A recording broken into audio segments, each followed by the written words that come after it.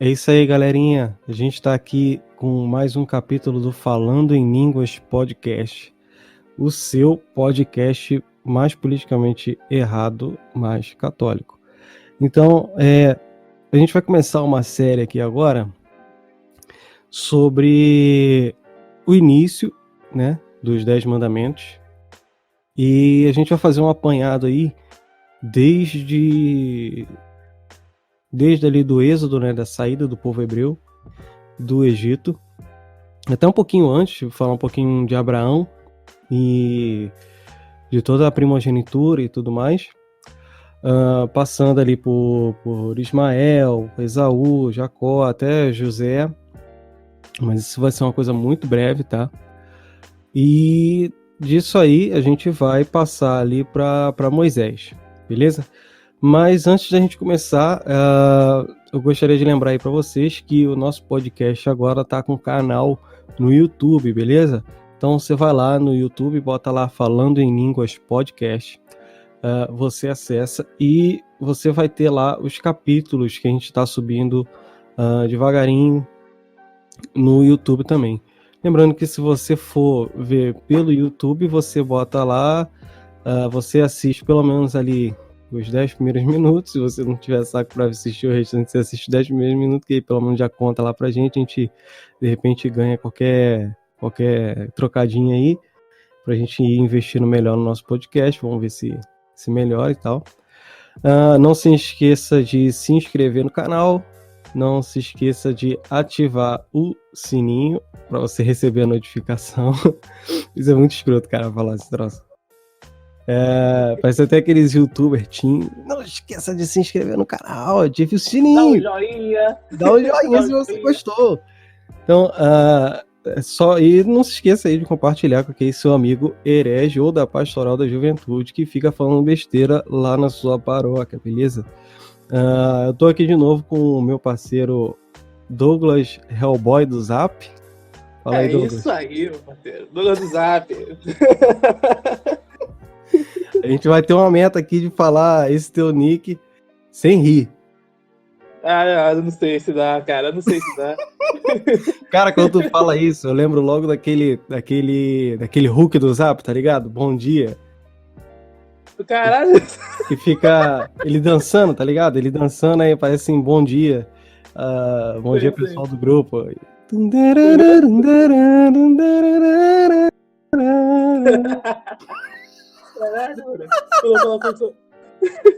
Eu lembro daquela música. Zap, zap, zap, zap, zap. Que tem zap, zap, levanta a mão. Tá ligado com a... Top, cara. Deixa eu ajeitar aqui um pouquinho o áudio, que eu acho que tá dando uma estourada. Tá, beleza.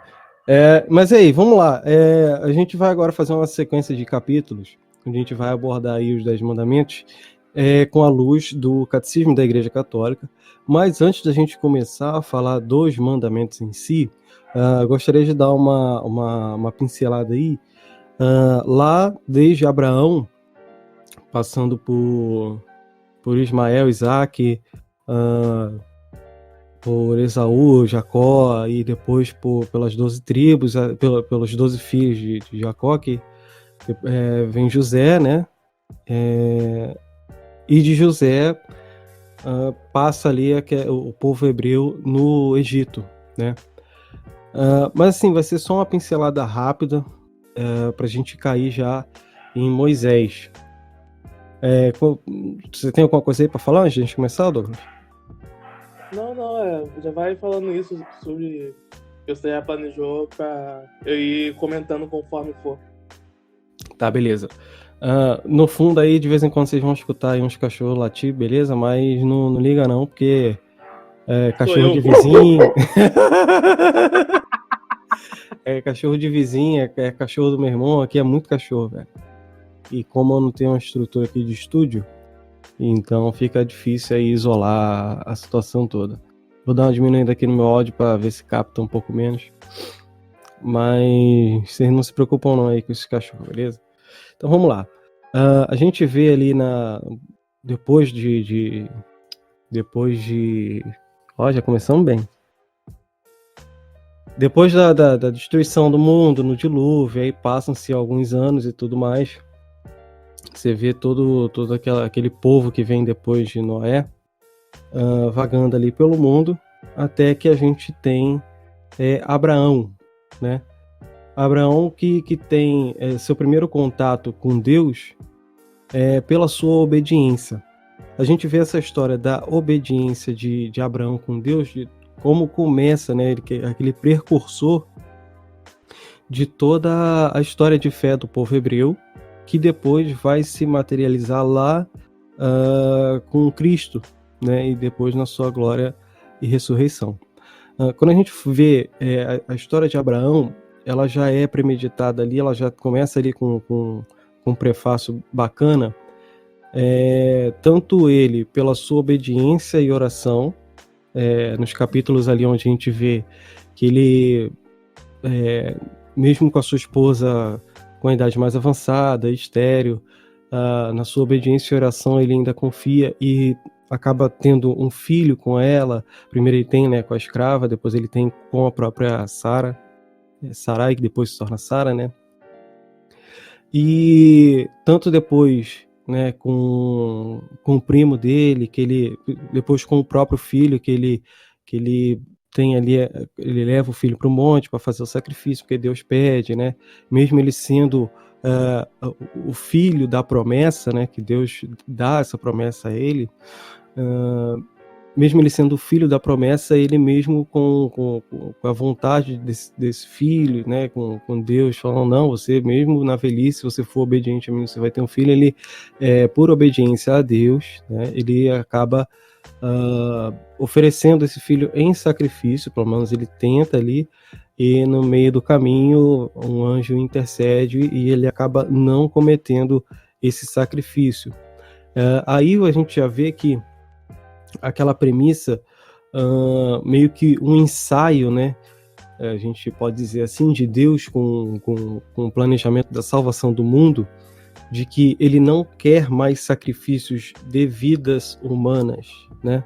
Não quer mais sacrifícios de seres terrestres para a sua adoração, né? Ali já é o primeiro ensaio de Deus, mas mesmo assim depois a gente vai ver isso lá com Moisés, né, com a última praga do Egito, que mesmo assim ainda tem o sacrifício do cordeiro em si, na Páscoa, mas a gente tem ali já um ensaio, né, com Abraão, que a partir da promessa que ele faz com Abraão, né, com seu próprio filho, o filho da promessa, não vai precisar mais desse sacrifício de vida humana para o pecado.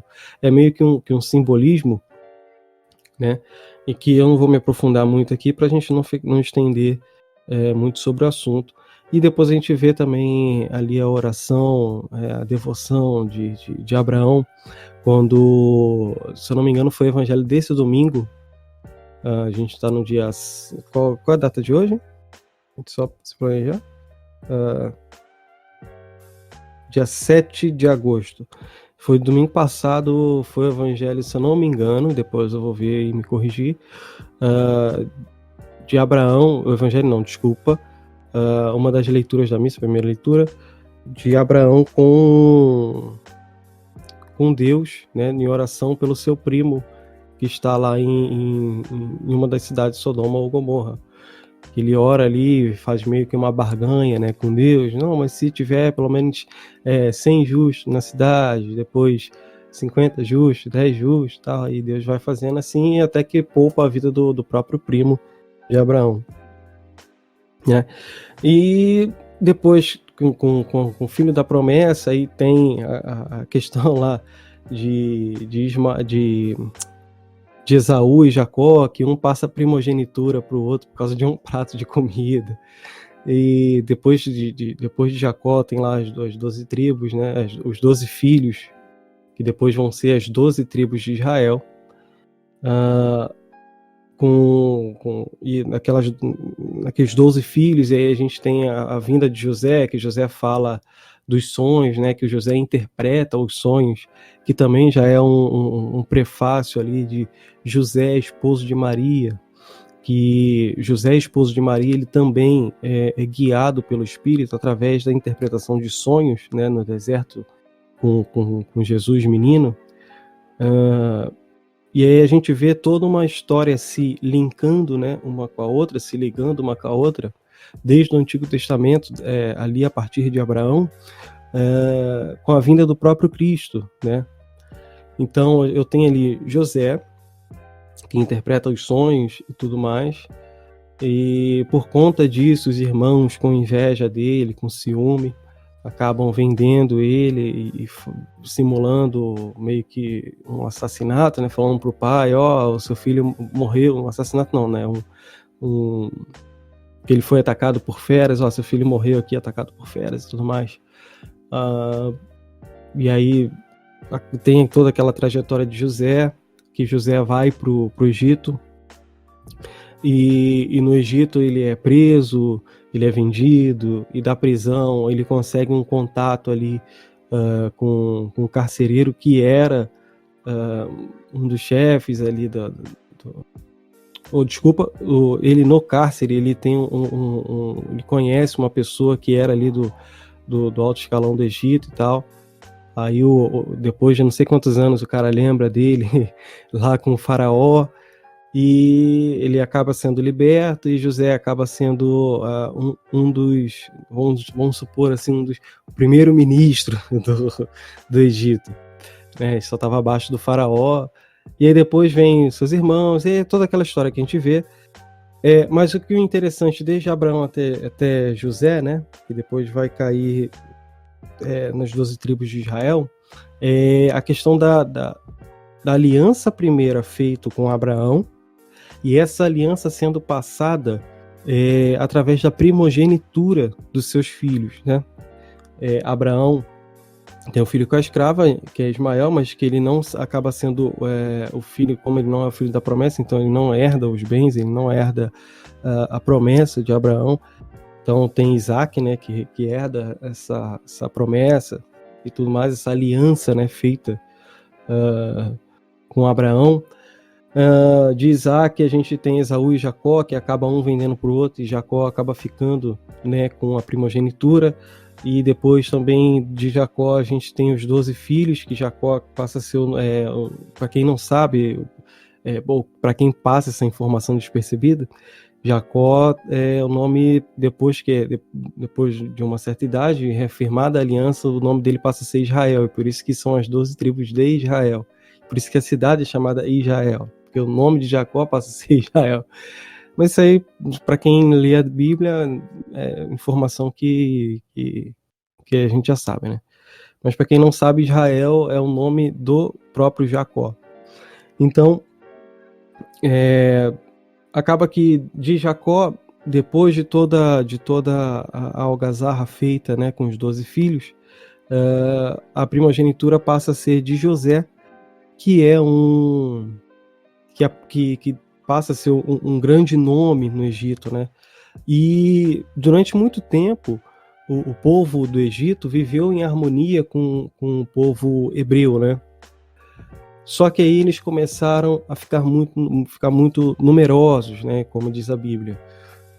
O povo de Israel, né? O povo hebreu começa a ficar muito numeroso, e Egito, né? A capital ali, começa a ficar meio que com medo e fala assim, a gente tem que dar um jeito nessa rapaziada aí, que se eles quiserem se revoltar contra a gente, eles vão tomar o governo, então vamos dar um jeito nesse pessoal aí. Começa a cobrar muitos impostos, começa a dar um tipo de trabalho mais pesado, né, para o povo hebreu, e acaba o povo Egito sendo um opressor para cima do povo hebreu.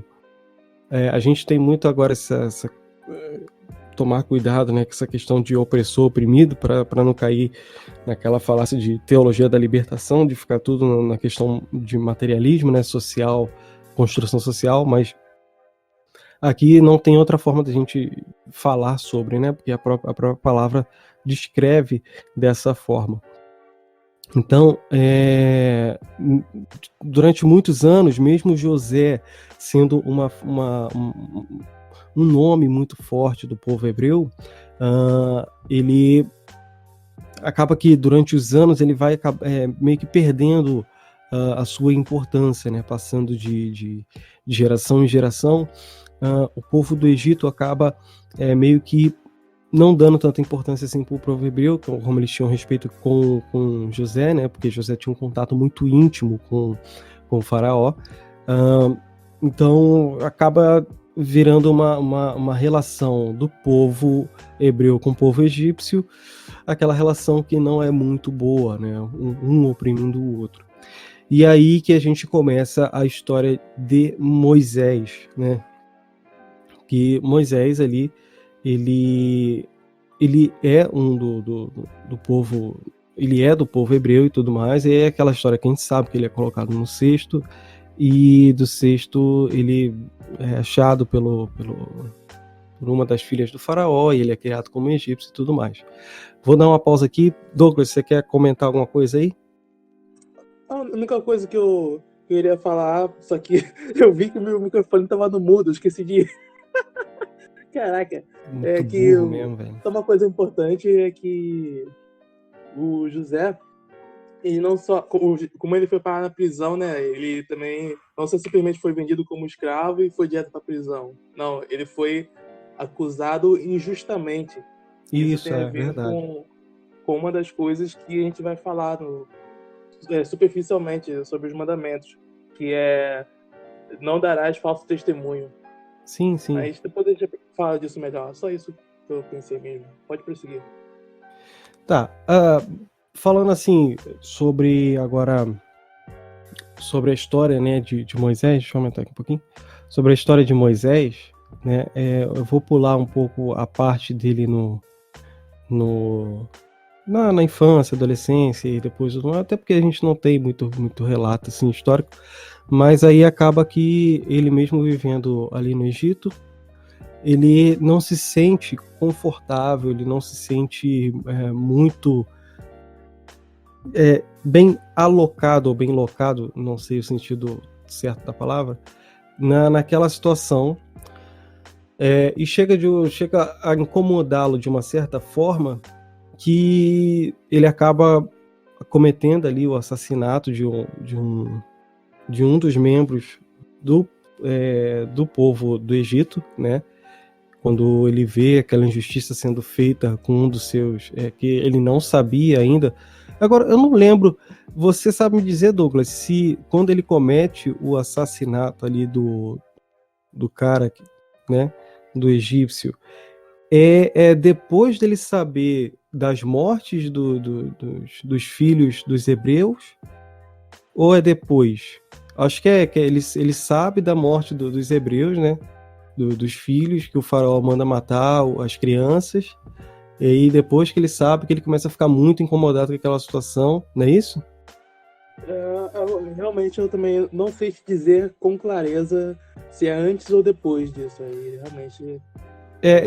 Pelo que eu lembro assim de cabeça, eu tô gravando aqui, eu tô sem anotação, tô sem nada aqui, esqueci de pegar as minhas anotações, mas tudo bem, não tem importância. O sentido cronológico, ele não vai fazer tanta importância nesse momento. Mas, se eu não me engano, eu posso afirmar depois no outro capítulo do podcast aí, ele sabe, né, da história, do que aconteceu com ele, lá na questão do que aconteceu com ele, não, do que aconteceu primeiro com o povo do hebreu e tudo mais, o que aconteceu com ele também, dele não ser filho do Egito, né, ele ser um filho de Israel, e aí ele começa a ficar muito incomodado ao ponto dele assassinar ali um membro da população egípcia ali, né, que estava oprimindo um trabalhador hebreu. Beleza. E depois disso ele foge pro deserto, né? E no deserto ele acaba encontrando uma das filhas, eu não me fugiu agora da cabeça o nome do cara que ele encontra lá, as filhas, o sogro dele. Qual é o nome? Gerson. Porra, mau nome de taxista, porra. Eu lembro que acho que a minha família só tem nome bíblico, tá ligado? Eu lembro que eu tava lendo uma vez e eu vi, meu tio ganhou o nome daqui. Caraca. Pô, Gerson é o maior Assim. nome de taxista. Mas enfim, ele acaba. Ele acaba ali encontrando as filhas, né, desse sacerdote. E esse sacerdote fornece abrigo a ele e ele acaba ficando morando ali junto com eles e casando com uma das filhas, né, desse sacerdote. Deixa eu abrir logo essa Bíblia aqui. Olha como é que o cara fala. Deixa eu abrir logo a minha Bíblia aqui. Eu tô com a Bíblia de Jerusalém. Essa Bíblia. Falhou, repete aí. É Jetro. Jetro, isso, é Jetro, pô. Gerson. Essa foi o nome que ele deu pra... Um dos filhos, velho. Então, ele acaba casando com a filha de Jetro. Não de Gerson, pelo amor de Deus.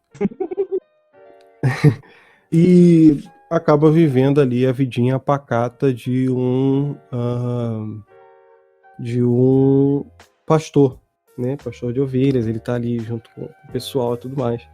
Até que um dia uma ovelha se perde, né?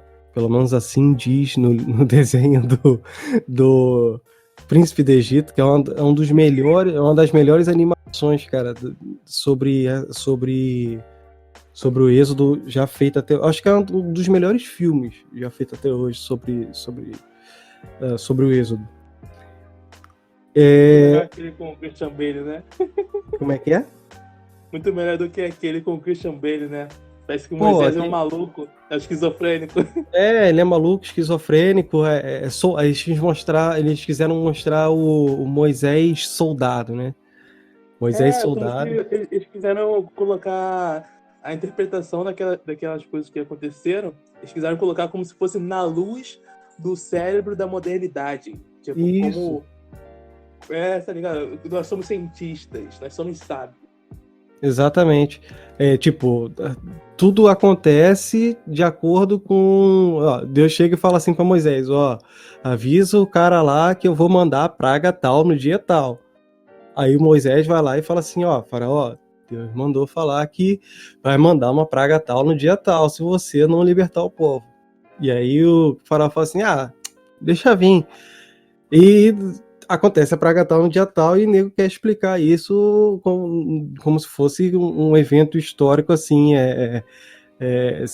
não, aqui na ciência tava marcando que dia tal, no dia tal, aconteceu isso.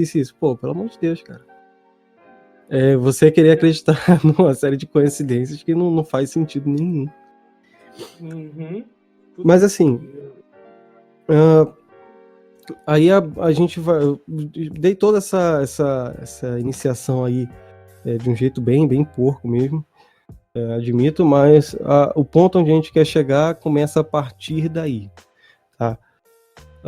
Quando Deus se apresenta para Moisés, a gente já tem uma ligação direta com o primeiro mandamento, né? O primeiro mandamento e também ali com o mandamento de não usar o nome de Deus em vão, né? Quando Deus se apresenta para Moisés, né, na sarça ardente, tire a sandália dos pés, esse lugar onde pisa é santo. E Moisés pergunta, mas quem é você, né? E Deus se apresenta como eu sou, né? Eu sou o que sou, ou dependendo aí da tua tradução bíblica, né, que você tem aí. Como é que a gente já tem uma ligação direta aí, né, com o mandamento tanto do primeiro, né, de amar a Deus sobre todas as coisas? Eu acho que principalmente sobre esse mandamento, porque esse mandamento no Catecismo da Igreja ele já está explicando ali muito bem o sentido da idolatria, né? E quando a gente fala sobre idolatria, depois a gente vai fazer um podcast só sobre esse primeiro mandamento, a gente vê que a idolatria é você colocar um Deus, né, acima do Deus verdadeiro. Você colocar um ídolo, no caso, coisa que você inventa, acima de Deus. E por que Deus se apresenta como eu sou, né? O Logos divino, né? O próprio verbo, eu sou o que sou. Porque assim, ele não dando um sentido nominal, ele não dando um nome próprio sobre ele mesmo, não tem como a gente fazer uma simulação ou uma criação de um Deus que caiba na nossa cabeça. Se não me engano, a gente comentou isso no primeiro podcast que a gente gravou, no primeiro OVA. Não sei se foi contigo ou se foi uma gravação que eu fiz assim, à parte. Mas qual é o sentido disso? A partir do momento que Deus se apresenta como ele é, no sentido completo dele mesmo, porque Deus é assim, ele é o ser, ele é o próprio sentido, né, da existência. Então não tem como a gente colocar todo o sentido da existência, toda a palavra, todo o logos, né, dentro da nossa cabeça. Então não tem como a gente fazer um ídolo a partir disso. Ou seja, uma criação de Deus a partir da minha própria vontade. Não tem como eu, por exemplo, isso também vai ser concretizado quando ele vem, né, com os 10 mandamentos lá com o povo do Egito no deserto, o povo hebreu no deserto, desculpa, porque também aí entra uma questão de cultural, onde eles estavam inseridos, né, cultural dentro daquela cultura ali do Egito, onde eles tinham vários deuses que eles mesmos criavam, e eles davam os nomes, então são, no nosso ver, são ídolos, né, não deuses de verdade, onde eles mesmos criavam e que se um não atendia, então ia para outro e tudo mais. Então são criações humanas com eu esqueci o nome do termo que eu ia usar aqui agora, mas tudo bem. São criações humanas que eu coloco como se fossem... Com respaldo na realidade que ele vê? Sim, sim. E não daria, né, eu apresentando um Deus, ele completo, né, não que eles não conhecessem, porque os hebreus ainda tinham, né, a tradição deles e a crença deles no Deus verdadeiro por conta de Abraão, né, pai Abraão.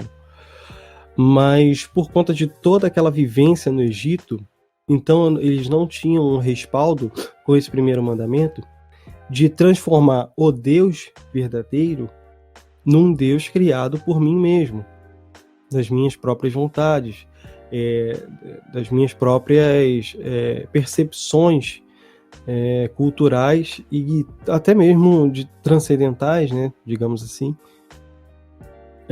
Então eu não tinha como criar um Deus a partir daquilo ali. Por isso Deus se apresenta para Moisés como eu sou, ou seja, ele é ele mesmo. Ele é a própria existência, a própria palavra, né? Como ele já se apresentou assim. Pode falar. É igual quando é que ele é na ordem do conhecer, ele é a última coisa que a gente é capaz de conseguir entender, porque, como você falou, ele não cabe na sua cabeça. Não tem como você dar um nome para alguma coisa, porque tudo que você, entre aspas, você vê aí no mundo, na natureza e no cosmos, a gente dá nome para isso. Pra gente tentar entender isso que a gente deu nome. Sei lá, você vê um animal, você não tem que ficar dizendo toda hora como é que esse animal é. Ele tem 4 patas, ele faz miau, ele caça rato. Não, dá um nome, é um gato. Pronto, todo mundo entende que é um gato. Todo mundo sabe o que é um gato. Você fala um gato, a pessoa imagina na hora. Agora, para Deus, acontece essa questão que, na ordem do ser, ele não é o último também. Ele é o primeiro. E como ele é o primeiro, você vai basear isso em quê? Sabe? Sendo que você está acostumado... Acostumado não. Você está inserido numa realidade que depende de tempo, espaço e matéria. Isso, exatamente. Aí é complicado. Ele... Ele transcende isso. Isso, é verdade. E é como diz Santo Agostinho, né, quando ele tenta explicar ali como dizem, né, eu nunca consegui atestar a veracidade disso, mas se alguém tiver aí, por favor, bota no comentário, se tiver no YouTube, ou manda uma DM sobre a veracidade disso, mas quando Santo Agostinho tenta entender sobre as três pessoas, né, da Trindade. Caraca, tá brabo hoje. Da Trindade. Quando ele tenta entender as três pessoas da Trindade, como elas agem de forma independente uma da outra, mesmo estando ligados, e ele diz que é como você querer colocar, ou um anjo diz a ele, né, igual aquela música lá do Valmir Alencar, querer colocar todo o mar dentro de um buraco de areia. É como o humano, tentando entender toda a complexidade do divino, tentar se colocar todo o mar dentro do buraco de areia. Coisa que é impossível, né? Por isso que muitas das coisas que a gente vê na nossa igreja, na nossa vivência cristã, a gente fala sobre mistério da fé. Até a própria Eucaristia pra gente, na nossa missa, eis o mistério da fé.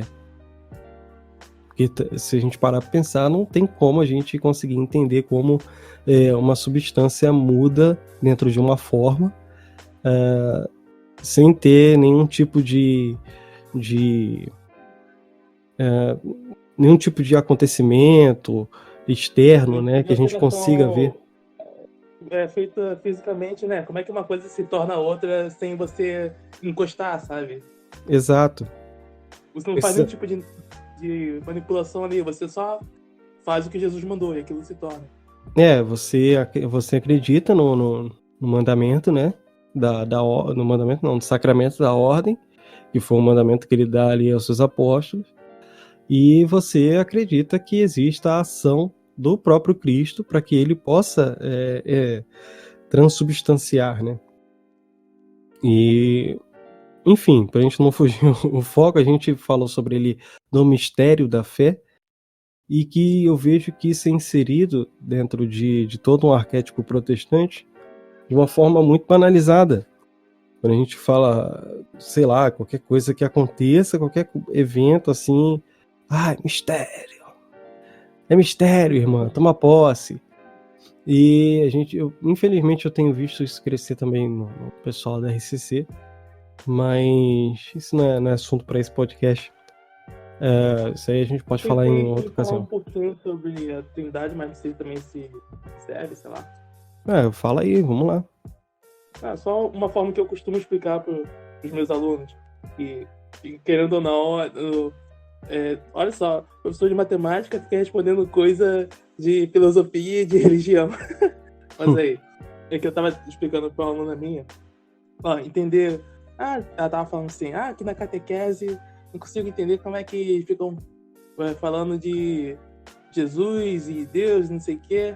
Bom, isso você realmente tentar colocar na cabeça, você nunca vai conseguir entender. Mas tem uma coisa para facilitar. Você pode pensar o seguinte. O exemplo que eu costumo dar. Você pode pensar assim. As Forças Armadas. Você faz um paralelo com a palavra Deus. Forças Armadas, Deus. Beleza. As Forças Armadas, elas atuam no ar, aeronáutica, no mar, marinha, e no chão, sei lá, na terra, exército. Beleza. As Forças Armadas ela tem esses três campos para atuar: o ar, o mar e a terra. Exército, marinha e aeronáutica. Beleza. Os três são as Forças Armadas. São a manifestação das Forças Armadas. É a mesma coisa com Deus. Deus é Pai, Filho e Espírito Santo. Cada um se manifesta de uma forma. E os três são Deus. Sim, como sim. as Forças Armadas. As três Forças Armadas. As três forças representam as Forças Armadas. Sim, tem um outro exemplo também, se você quiser pegar, da água, né? A água ela tem seu estado sólido, líquido e gasoso. Ela tem, e nos seus estados, nos 3 estados, ela ainda, mesmo ela sendo a mesma consistência, os mesmos elementos ali, né? Ela não deixa de ser água, porque ela tem os mesmos elementos, mas mesmo assim mas aí o que muda é só o acidente, né? Na questão da água. Né? O acidente que muda, que não é o mesmo, né? Os estados, um é um estado líquido, gasoso, o outro é físico, né? Caraca, sim, líquido, sim. Como é que é? Líquido, sólido, líquido e gasoso. Sólido, líquido e gasoso. Caraca, hoje tá fugindo tudo, velho. Porque eu tava gravando tarde. Isso é cansaço. Mas é isso aí. E a gente vê ali também, né, já voltando ali ao ponto onde eu parei, como Deus se apresenta, né, para Moisés. E ele se apresenta de uma forma também onde todo o povo hebreu vai saber reconhecer que é o próprio Deus verdadeiro, né? E aí, mesmo ele não merecendo, como todo mundo diz, mesmo ele reconhecendo que ele não é digno daquele pedido, não, escolhe outro, eu sequer sei falar, né? E por isso que a gente tira ali que Moisés já era gago, mas aí também não tem como a gente saber e tal. A única coisa que eu sei também dizer, mas eu não lembro de ter verificado com profundidade, é que eu acho que Moisés, quando ele saiu do Egito e tal, depois de acontecer esse incidente aí, acho que ele tinha uns 40 anos. Ou seja, ele passou 40 anos praticamente estudando tudo da cultura egípcia, porque afinal, ele não estava numa posição qualquer. Ele era, sei lá, foi criado por uma das filhas do faraó, então ele tinha um conhecimento muito vasto. Sim, e depois... Oi, pode falar. Não, ele é irmão do próprio príncipe, né? Mas fala aí. Sim. E depois, acho que ele também fica, nesse tempo aí, depois que ele fica no deserto e tal, aí eu não sei dizer se ele leva 40 anos para ter esse encontro com a sarça ardente, ou se ele tem esse encontro com a sarça ardente e fica 40 anos se preparando. Eu não lembro. Eu queria ver isso também. Isso aí eu não tenho nenhum dado assim para confirmar, não. Sim. E essa parte é bem interessante, que afinal, quando você falou, quando Moisés pergunta, mas qual é o seu nome para eu dizer lá pro pessoal? Aí Deus responde, diz que eu sou aquele que é. Aí tu fica, como assim? Ou seja, ele falou, mas não disse nada. Não, mas ele disse assim, aqui no sentido que tu pensa. Se você for ver, quando Moisés chega e tal lá, e começa a falar sobre o Deus deles, né? E, o povo não ficou esperando um milagre para acreditar que Deus era Deus, sabe? Não ficou esperando Deus fazer alguma coisa por eles, não. Primeiro, Moisés começa a anunciar e tal, aí começa a pedir pro faraó para libertar o povo dele. Aí começa realmente a manifestação de Deus. Sim, até porque a recomendação que Deus fala assim, já que tu não vai conseguir falar então tu vai lá e procura teu irmão perdido lá no meio do caminho, no meio daquele povo lá, teu irmão vai estar lá te esperando. E quando chega lá, o irmão dele realmente estava esperando, né? Arão. Arão, né, o nome do cara. Depois eu confirmo aqui. Eu abri a Bíblia aqui, mas não consegui pegar. E quando ele chega lá... Arão, né? Quando ele... E tanto é que os sinais, né, que Deus pede para que Moisés faça... quando ele pergunta, mas aí eles vão duvidar, como é que eu vou mostrar para eles que realmente o Senhor está comigo? Aí ele fala, não, então toma o cajado na mão aí e tu vai fazer os sinais de acordo com o que eu te mandar. E aí, tanto é que ele já mostra ali, já dá uma premissa dos sinais, né? Transforma a mão dele, bota a mão dele como se fosse de um leproso, agora bota a mão na tua túnica de novo e tira, já tá curado e tudo mais. E aí, essa recomendação que Deus faz para que Moisés mostre sinais não é para o povo hebreu em si, é sim para o pessoal lá do Egito. E aí o Moisés chega lá no povo hebreu e fala, ó, tô com essa missão aqui, tô com essa quest aqui que Deus mandou fazer, e vamos lá, vamos embora, vou tentar libertar vocês aqui, porque Deus deu essa missão. E aí ele vai lá, tem a conversa com o faraó debocha da cara dele, tudo mais. Como assim? O seu único Deus vai derrotar essa montoeira de deuses que eu tenho aqui protegendo o Egito. Ele fala, não, eu dei um Deus verdadeiro. Não é verdadeiro coisa nenhuma. É sim, aqui é o cajado. E vai e transforma em cobra. São um dos sinais que Deus manda fazer, né? Para que se mostre verdadeiro. Só que ali, na conversa já que Deus tem com Moisés, ele já alerta que iria endurecer o coração do faraó. Só que a gente tem esse probleminha de interpretação de que o endurecimento do coração de faraó não é Deus que vai e bota ali, dá um toquezinho no coração do faraó e nunca mais ele vai se arrepender de nada. Mas é que, pelo comportamento do próprio faraó, pelos seus desejos, pelo seu orgulho, né, porque ele era o príncipe, né, do Egito que ia herdar, e depois ele herdou e virou o próprio faraó e tudo mais, e ele sendo irmão de criação do próprio faraó, Moisés sendo irmão de criação do próprio faraó, a gente tem meio assim que uma... Desculpa. A gente tem meio ali que uma interpretação daquilo que poderia haver assim, muita disputa entre os irmãos, né? Um querendo dar orgulho maior pro pai e tudo mais.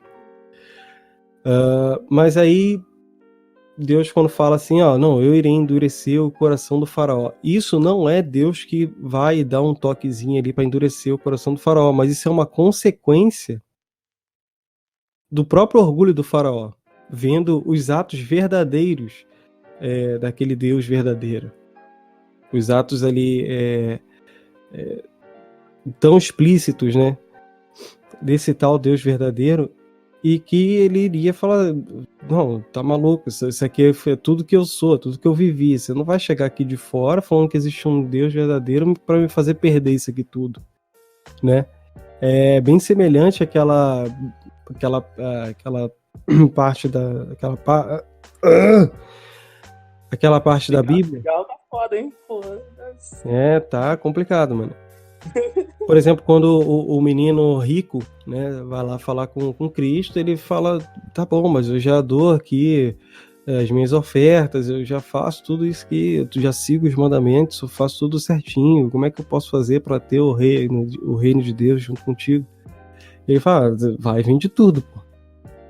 Porque mesmo ele fazendo tudo direitinho, ainda tinha uma coisa que deixava ele orgulhoso, que era a própria riqueza, né? E no sentido ali do faraó, aquilo que não deixava ele ser humilde era a própria riqueza. E no sentido do faraó é a mesma coisa. Aquilo que não deixa ele se aproximar de Deus, né, das coisas verdadeiras, dos sinais verdadeiros de Deus, de tudo aquilo ali que Deus mostra ser, né, verdadeiro, ia fazer com que ele perdesse tudo. Perdesse o reinado, perdesse a riqueza, perdesse o status, né, social e tudo mais. Então é por isso que Deus fala que iria endurecer o coração do faraó. Não que Deus endureceu no sentido estrito da expressão, mas que o endurecimento do coração do faraó é uma consequência de tudo aquilo que Deus ia fazer, né? De tudo aquilo que Deus ia se mostrar. E aí que começam as pragas no Egito, e como consequência assim, daquilo que Moisés fala, você liberta aqui meu povo e tal. E aí Deus fala, voltando lá à linha de raciocínio, quando Moisés fala assim para Deus, tá, mas e se eles não escutarem? E Deus fala, não, então eu vou fazer cair sobre o Egito todo o meu poder, toda a minha força, toda a minha fúria, né? E aí quando o faraó fala que não vai libertar o povo coisa nenhuma, e começam ali as pragas, né? Passando batido assim sobre as pragas do Egito, a única que eu queria salientar é a última, né, da tirada de vida dos primogênitos, né, do Egito.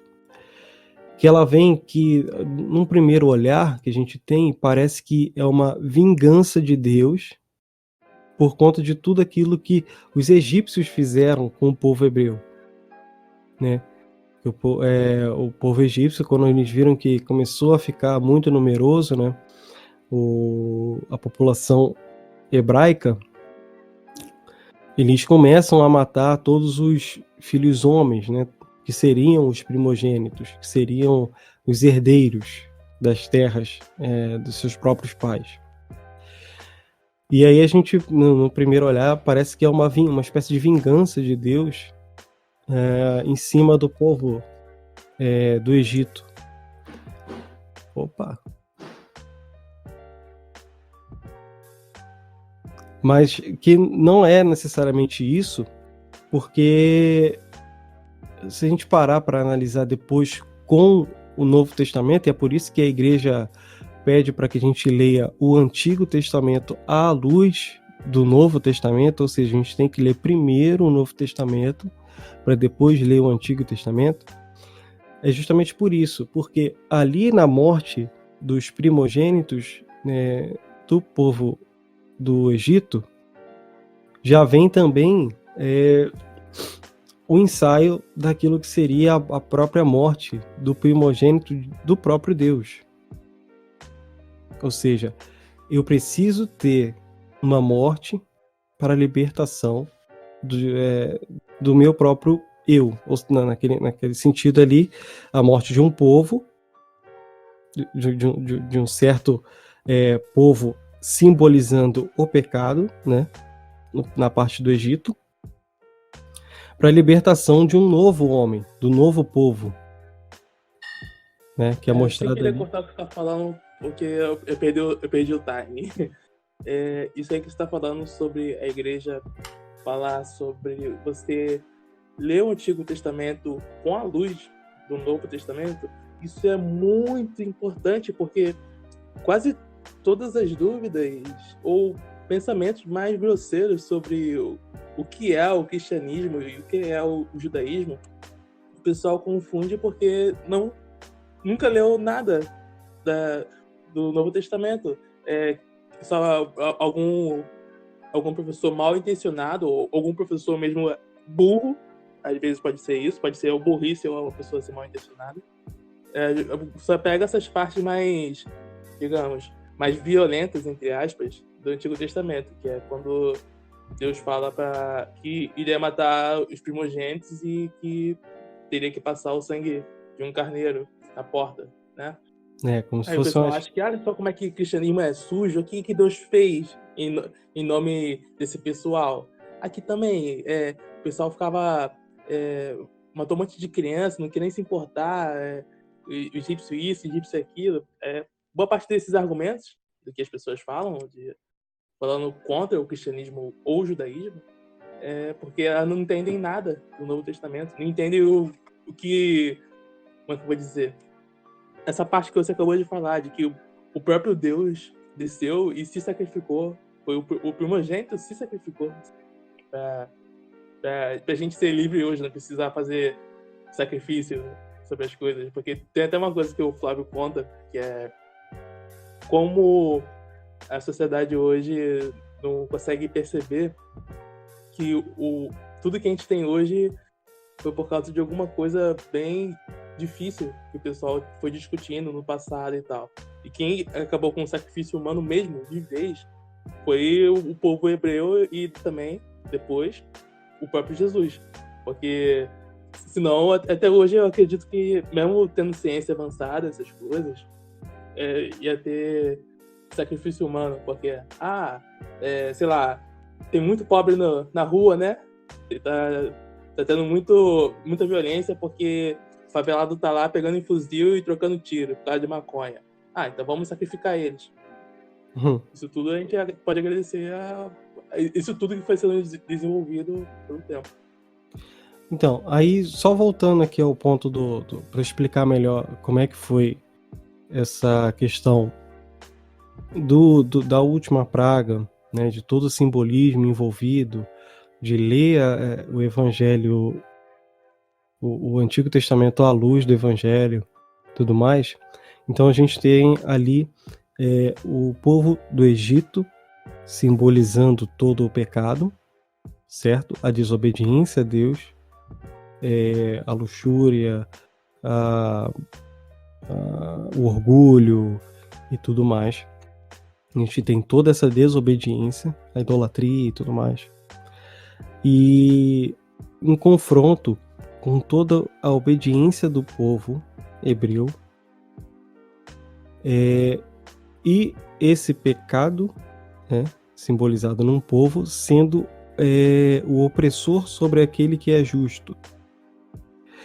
E aí quando Deus vem e sacrifica esse pecado, ele mata esse pecado, né, num sentido simbólico, claro, mas não tão simbólico historicamente ali, mas é uma alegoria para a gente pensar sobre como era a dinâmica e como é até hoje a dinâmica da vida e a dinâmica da própria existência que é Deus, como premissa para a vinda da nossa salvação através de Cristo. Não sei se deixei fazer entender muito bem, mas mas é exatamente isso. E conforme ele mata esse pecado e tem a libertação do novo homem, a gente também já vê isso lá com São Paulo, né? Quando ele diz, não sou mais eu, mas é Cristo que vive em mim. É quando ele mata esse homem pecaminoso para a vinda do novo homem obediente a Cristo, obediente a Deus, né? E também ali a gente tem a Páscoa, que a gente tem a questão mais descrita, né? Mais bem descrita sobre como é a Páscoa judaica a partir dali, que é o sacrifício de um cordeiro novo, e que o sangue do cordeiro marcado na porta que vai livrar vocês do pecado. Isso tudo ali também já é um sentido alegórico para a salvação pelo sangue de Cristo, né? Ou seja, por isso que Cristo é o cordeiro, né? Cordeiro imolado, porque na Páscoa foi imolado um cordeiro e com o sangue desse cordeiro a morte passou batido, a morte passou direto, né? Ela não tirou a vida de quem estava marcado com o sangue do cordeiro. Então, tudo aquilo ali, se a gente lê à luz do Novo Testamento, a gente consegue entender essa dinâmica, né? Esse modus operandi de Deus em cima do povo. Em cima do povo não, né? Mas para com o povo. Ao lado do povo. Então, nessa última praga, a gente tem ali já bem explícito como seria dali para frente, né, toda a história de um povo e toda a sua relação com Deus, né, que depois, mais para frente, quando se celebrava a Páscoa, que se imolava um cordeiro novo, fazia tudo aquilo ali de novo, né, era uma representação de que, bom, eu pequei contra um dos mandamentos, né, e depois mais para frente a gente vai ver, eu pequei contra um dos mandamentos e que eu pecando contra um dos mandamentos que eu mereço a morte. Então, de uma forma simbólica, eu vou matar esse cordeiro e esse sangue do cordeiro vai me livrar da morte do pecado, assim como ele me livrou lá quando era escravo, né, no Egito. E é por isso que é celebrada a Páscoa hebraica assim, né, durante muito tempo, para depois, quando Cristo chegar, ele ser o próprio Cordeiro e ele se entregar, né, para ser o Salvador, nosso Salvador perante a morte do pecado, né? E aí que não passa a ser, não é mais um simbolismo, já é uma presença real, né? Por isso que ele diz lá na Eucaristia, na última ceia, isto é meu corpo, isso é meu sangue, fazer isso em memória de mim, tal. E a gente atualiza isso até hoje na nossa igreja, a gente não repete, a gente atualiza, porque todo momento ele está presente e fazendo de novo, né? E por isso que a gente, nessa atualização constante que a gente faz nos momentos da missa, Cristo está presente e a gente precisa comer deste corpo para atingir a nossa salvação, né?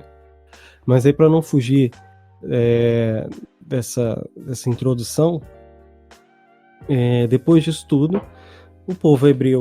Tu quer falar alguma coisa aí, Douglas? As coisas que eu tava pensando, eu também perdi o time. Por exemplo, tem uma coisa que você falou sobre quando o jovem rico e tal, que Jesus fala para ele vender tudo que ele tinha, e em nenhum momento Jesus está falando que ele não gosta de riqueza. Justamente esse mandamento mesmo de não terás outros deuses diante de mim. A diferença de Jesus pra gente é que Jesus sabia exatamente o que ele tinha desse dele, o que ele passava, o que se passava no coração dele. Jesus sabia que o coração daquele jovem estava na riqueza.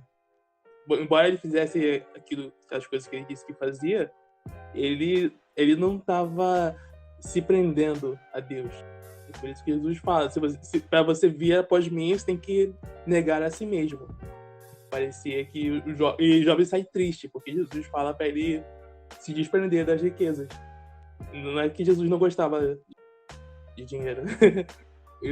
Sem contar também que, se você for isso tudo que você também está comentando, vários exemplos da Bíblia aparece alguma coisa sobre os mandamentos. Você consegue enquadrar tudo que acontece, cada pecado praticamente, nos mandamentos. Mas as coisas que eu estava pensando em comentar, eu vou deixar para quando você chegar até a parte que se dá.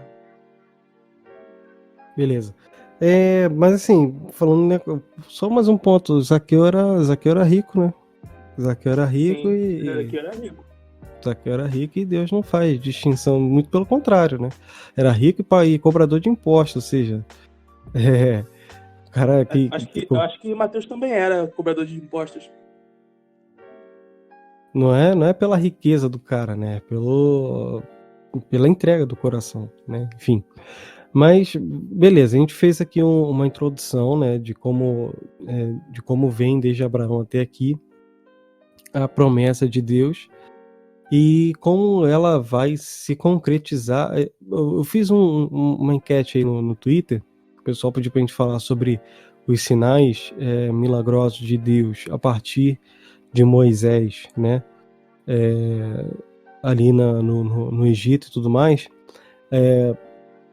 Beleza, eu vi que a enquete teve isso, só que se a gente fosse parar para falar sobre isso aqui, nessa introdução, ia ficar muito, muito, muito longa.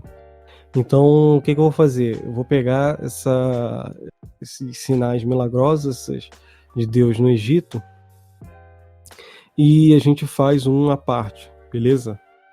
A gente vê aí, chamo o Douglas de novo, vejo uma rapaziada aí, desculpa. E a gente faz aí tudo de novo. Tudo de novo não, né? Mas a gente faz um específico separado só para isso. Então, o povo é liberto ali depois dessa última praga no Egito. O povo é liberto. E depois dessa libertação, eles passam a ficar durante muito tempo no Egito. No deserto. E durante toda essa peregrinação do deserto, em todos esses anos, existem muitos desvios, né,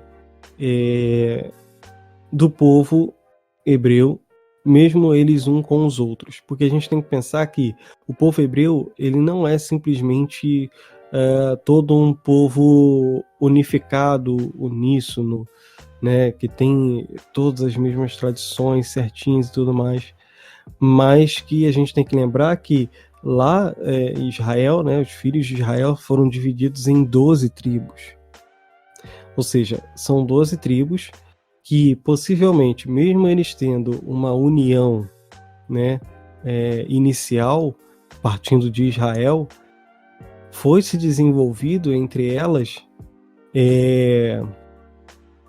algumas disparidades, né, e algumas características próprias, né, algumas culturas próprias, né, entre eles ali. E que isso pode acabar sendo conflitante em toda a peregrinação do deserto, quando eles finalmente se unem ali de novo para seguir um caminho rumo à terra prometida. E começam a haver tantos conflitos por conta, né, dessa união do povo novamente, por completo, não que eles estavam completamente separados, mas que eles se encontram ali para ir rumo à Terra Prometida. Mas isso acaba sendo um ponto pequeno, justamente porque uma das piores coisas que acontecem com eles é que, pela convivência que eles tiveram durante muito tempo no Egito, então eles absorveram muito da cultura do Egito. E eu acredito que essa passagem no deserto se fez necessária, assim como um purgatório para a gente é necessário, para que a gente entre no reino dos céus, que mesmo a gente nos mostrando dignos aqui na Terra de estar participando, né, do reino de Deus, nós ainda não estamos preparados para o que há de vir. Por isso que a Igreja Católica ensina sobre o purgatório, né? Mesmo a gente estando preparado, mesmo a gente sendo dignos, a gente ainda não está preparado. E aí a gente precisa de um momento, né, de limpeza, né, do nosso próprio eu, para que a gente possa estar por completo com Deus no reino dos céus e tudo mais. E ali a gente vê que toda a caminhada no deserto é uma preparação, um purgatório, assim como a gente vê na quaresma, que a gente se prepara, né, a quaresma, uns 40 dias que a gente prepara para a nossa Páscoa. Mesmo eles sendo dignos da terra prometida, depois de tanto tempo ali de luta na escravidão do Egito, eles ainda não estão prontos para entrar na terra prometida. Então Deus manda eles para o deserto, e no deserto eles têm toda essa preparação, né? Essa limpeza. E aí é nessa limpeza que começam a se manifestar todo esse conflito que eles têm no amor a Deus, né? E aí começam... Tem um episódio interessante também, que o pessoal fica comentando, falando assim, olha como é que o povo era escroto, depois de Deus ter feito um monte de sinal, as pragas e tal, dando maná, fechando o mar, mesmo assim, eles eram incrédulos, por quê? Eles não entraram na Terra Prometida porque ficaram murmurando. Pô, cara, isso não tem nada a ver, cara. Se você bater uma punheta, você não vai pro inferno, cara. Deus tem misericórdia. E justamente essa é a questão que você está colocando, que Deus estava preparando eles para lidar com aquilo que eles iriam receber. Por isso também que eu acredito que levou tempo, sem contar que é um povo em deslocamento no deserto. Os caras não simplesmente não vão andando e pronto, sabe? Realmente deve ser uma coisa bem complicada de fazer.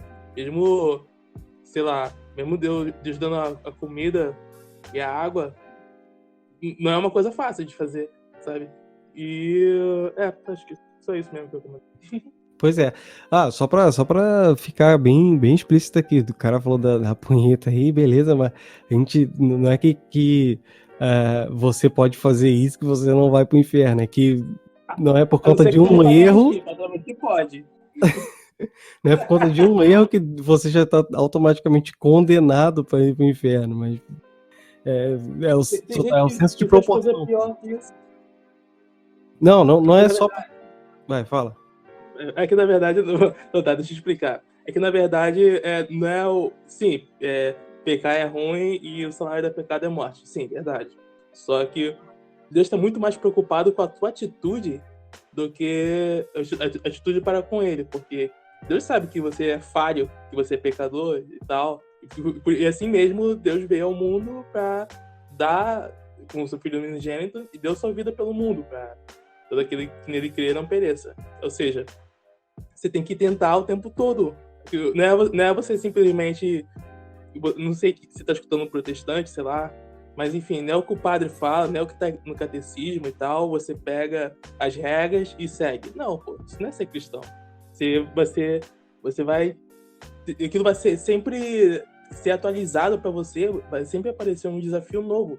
Que não vai estar escrito. Pode até estar escrito na Bíblia, mas você não tem como ser cristão seguindo o manual certinho, a doutrina certinha, e pronto, virei cristão e você salva por isso. Não, pô. Tem muita É. gente que, claro, que Deus salva e a pessoa não entende nada de cristianismo. Que é o... Pra você que é Red Thread aí, pra você que acabou de se converter, o que ele tá querendo dizer também é o seguinte: não é eu seguindo as regras tudo certinho que isso vai me levar ao céu, necessariamente. O modo como eu sigo as regras. Ou seja, eu não vou seguir as regras esperando que só porque eu seguir as regras Deus vai ter misericórdia da minha alma e vai me levar para o céu. Não necessariamente. Se eu não seguir as regras, se eu seguir as regras sem ter, por exemplo, o primeiro mandamento em voga, que é Deus acima de tudo, no meu coração em si, na verdade, não é o fato de eu seguir as regras que vai me levar até Deus, porque o sentido de seguir as regras já está deturpado. Ou seja, eu estou seguindo as regras por seguir, e ponto. Eu não estou seguindo as regras porque eu amo a Deus. Entendeu? Isso, essa é a questão principal, amar a Deus. Exato, pô. Mas isso também não é desculpa para você, não, vou aqui agora encher a cara, vou aqui deixar vou ver uma pornografia, vou bater uma punhetinha aqui, vou começar a usar droga e tal, porque o importante é amar a Deus. Não, calma aí. Não é assim também, pô. Se você tá amando a Deus, você não faz isso, pô. Porque, afinal, o que o leproso sabia de regra quando Jesus curou ele? O que o ladrão da cruz sabia de regra? Não sabia nada. Tudo bem que Deus salva quem ele quiser, mas Deus está muito mais preocupado com a sua atitude do que com o que você sabe. Exatamente. E assim, já dando um pontapé inicial, isso aqui eu acho que é o cerne do que a gente tem que falar sobre os mandamentos em si. Beleza. A gente viu toda a trajetória ali do povo no Egito, do povo de Abraão até aqui. E aí, agora a gente vai começar a falar sobre o comportamento humano frente às leis de Deus, né? Que é aí que entram os mandamentos. Aproveitar o ponto que você levantou aí da questão do seu comportamento com Deus e seguir as regras e tudo mais, é o seguinte: os mandamentos eles vêm como uma série de regras que vão pautar o seu comportamento para com Deus. Ok, né? Concordamos aí. Só que o que acontece é que não é porque eu sigo os mandamentos que eu vou chegar até Deus, mas é porque eu amo a Deus que eu vou seguir esse monte de regras como consequência. E é por isso que lá no Novo Testamento Cristo resume os mandamentos em dois sentidos. Amar a Deus sobre todas as coisas, ponto 1, e amar o teu próximo como a ti mesmo. Porque os mandamentos em si, eles são divididos realmente só em duas partes. Os 3 primeiros mandamentos é o que se diz respeito, né, da tua relação diretamente com Deus, e o restante dos mandamentos é puramente social, né, no teu meio social. Ou seja, você não deve roubar as coisas do teu próximo, você não deve cobiçar as coisas do teu próximo, você não deve comer a mulher do teu próximo. Você tem que ter um sentido sexual ordenado na sua vida. Você tem que ter um desejo material ordenado na sua vida. Você não pode ter uma certa ganância, quer dizer, você não pode ter, a ganância em si, no sentido estrito, ela não é ruim. O ruim é quando você tem um desvio. Da mesma forma como comer não é uma coisa ruim, mas você ter um desvio daquilo que você come é ruim. Sexo não é ruim, mas o desvio de como você pratica o ato sexual é ruim. E aí ela vem com uma série os mandamentos, eles vêm com uma série de leis ali, né? Que o catecismo, ele vem, né, destrinchando, ele vem explicando mais sobre cada um separadamente. E que nos dão um norte moral para tudo aquilo que é o relacionamento de Deus conosco e o nosso relacionamento com Deus, né? Porque, em resumo, se eu seguir,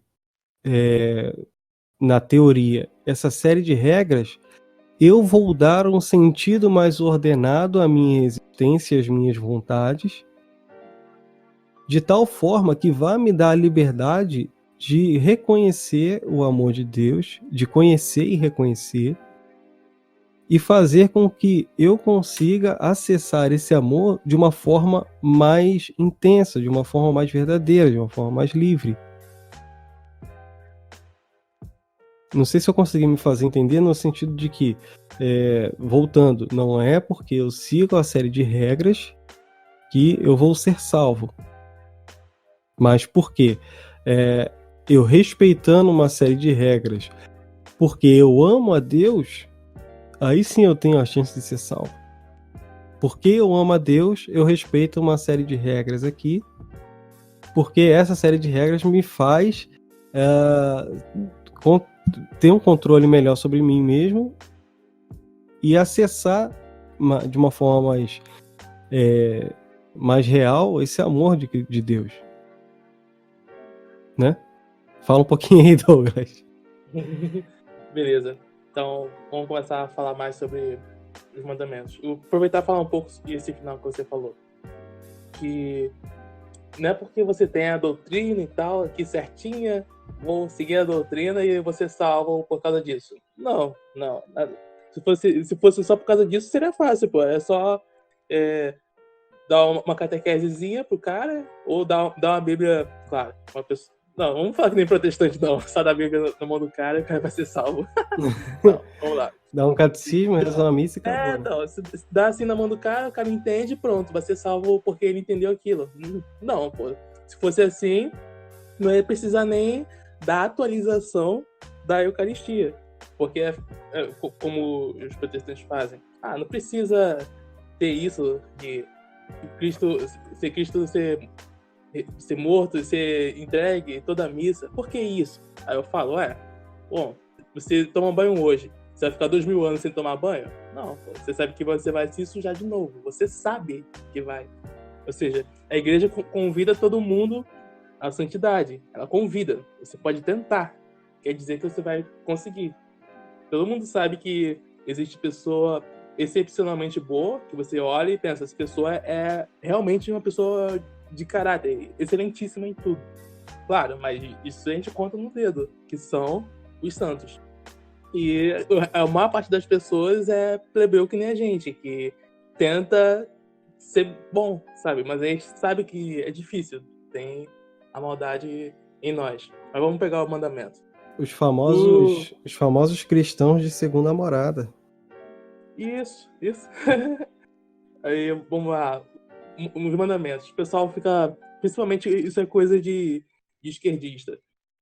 Porque o marxismo é tão lindo, não sei o quê, é um futuro tão bonito, você não quer isso?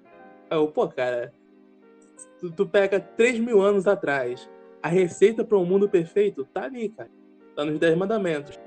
Porque tudo que a gente tem hoje desenvolvido como democracia, direitos iguais para as pessoas, independentemente da etnia, do sexo e assim por diante, tudo isso foi baseado nos mandamentos.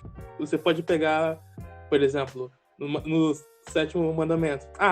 Por que o pessoal não consegue entender de que como o cristianismo sempre odiou a escravidão? Você pega já os mandamentos, tem o mandamento lá não lembro se é o oitavo, se é o sétimo, que é aquele que fala sobre você não trabalhar no sábado. Tá, não necessariamente a gente tá falando de trabalhar no sábado. Pode ser algum dia, ou seja, a cada 6 dias, você para. Então, nisso, Deus fala que nem você vai trabalhar, nem seus filhos, sua mulher, nem os servos vão trabalhar. Ou seja, ali você já tem que o servo também, ele não é escravo, é servo. No povo judeu não existia escravo, existia servos, que era o contrato. Ou seja, o servo ele tem os mesmos direitos que a pessoa que é dona do contrato que ele tem, e nem os animais vão trabalhar. Ou seja, também você tem ali nos mandamentos a primeira lei do mundo. Esse é o mandamento de guardar os domingos. Isso mesmo que eu tô falando. Então, isso ali você já tem nos mandamentos a primeira lei do mundo a favor dos animais. Que os animais também têm a mesma dignidade de descansar num certo dia, sabe? E ele, como eu falei, tem um mandamento que mostra que os servos, eles são pessoas que nem você. Eles também têm que descansar um dia da semana. Mas vamos lá. Sim, guardar domingos e festas. É o terceiro mandamento. Isso. Aí, sobre a questão de você ter um mundo perfeito. Bom, imagina um mundo em que não houvesse mais assassinato ou roubo, né? Que é nos mandamentos também. Nesse mundo não precisa existir polícia, exército. Você não ia se preocupar com seu filho na rua até tarde. Você ia andar a hora que você quisesse. Sua família ia andar a hora que você quisesse, porque também o vizinho, né, tá cobiçando as coisas da sua casa. Ou seja, a receita do mundo perfeito tá ali, nos 10 mandamentos. E como você falou, uma parte dos mandamentos é a sua atitude para com Deus. Uma outra parte dos mandamentos é você e a sociedade. Outra parte é você e a sociedade, porque se você pega não cobiçarás. Mas eu acho que no original você não tem que nem como é que eu vou dizer, nem pensar em cobiçar aquilo que é do próximo. Ou seja, ali no mandamento tem uma regra que você não deve nem alimentar o desejo de cobiçar alguma coisa. Não existe nenhuma lei na Bíblia inteira. Quando no catecismo até fala, né? Quando ele fala lá no nono mandamento, né, da mulher do próximo, ele fala que até mesmo você pensar em cobiçar a mulher do próximo, você já está corrompendo. Na própria Bíblia fala, né? Quando você olha para uma mulher no sentido de você desejá-la, você já corrompeu ela. Você já se corrompeu e já corrompeu ela, no caso, né? Na sua cabeça. Sim. Então você já está pecando. Jesus mesmo quem fala isso. Você já cometeu adultério só de pensar no adultério com aquela mulher. Exatamente. Esse é um dos sentidos até mesmo que a pornografia é um pecado mortal, né? De que você já ali no seu pensamento, no seu desejo, você já causa uma desordem ao ponto de você ferir a si mesmo e a dignidade do outro, né? Mas enfim, vai lá. Uhum. Aí então, só tem essa regra no mandamento que é contra o pensamento. Mas, pegando no geral os mandamentos, a receita do mundo perfeito tá ali, é só você seguir. Imagina um tribunal ou vamos pegar uma sociedade. Uma sociedade em que no tribunal as pessoas mentem. Tem como obter justiça com isso? Não, porque as pessoas mentem. Então, a regra, se você pegar mesmo, qualquer regra, qualquer mandamento, tá ali a receita para a sociedade ser saudável. E se você for entender a respeito dos mandamentos, a parte mais importante é como eles começam, que não é Deus falando assim, observe minhas palavras porque eu criei o mundo. Os mandamentos poderiam começar assim, né? E afinal, Sim. você tem que ouvir a pessoa que criou o mundo. Mas eles não começam assim. Eles começam de uma forma muito mais interessante, que é Deus pronunciou estas palavras, que é eu sou o Senhor teu Deus, que te fez sair do Egito, da casa da servidão. Começa assim, os Uhum. mandamentos. Não começa falando que ele criou o mundo. Por que isso é importante? Porque ali ele já está mostrando que Deus quer você livre. Ele criou esses mandamentos para você ser livre. Ele não tá mandando você obedecer porque ele é Deus e pronto. Não, ele tá mandando você obedecer para o seu bem. Isso é muito importante. Já mostra também já de cara que Deus é contra a escravidão. E, claro, como você também comentou no outro episódio, uma frase de Santo Agostinho que quanto mais você se entrega, como é que é aquele negócio? Ao desejo, mais servo do seu desejo você é? Como é que é aquele negócio? Não, o homem que ama os seus desejos, ele tem vários senhores, enquanto o homem que ama a Deus, ele tem um só senhor, né? É algo Isso. parecido. Isso, é perfeito, porque tu pensa, igual a gente tá falando desde cedo, tu pensa nesse exemplo da pornografia. Sei lá, a pessoa que se masturba todo dia. Vai me dizer que essa pessoa é livre? Não, porque ela se masturba todo dia. A pessoa é livre se ela tem um controle sobre aquilo. Mas eu sou feliz fazendo isso. Então tá, então fica uma semana sem. Você vai enlouquecer? Porque se você faz isso todo dia, você realmente já tá mostrando que é viciado. Se você não é viciado, como é que eu vou dizer? Você não faz questão daquilo na sua vida. E É, Deus quer aquilo. e Pode fora que falar. assim, toda motivação, né, toda satisfação movida por desejo, ela tem ela tem um efeito muito rápido, né? Por exemplo, no caso da masturbação, no caso, o que eu vejo muito relato na internet é de tipo, a pessoa depois que faz, ela se arrepende.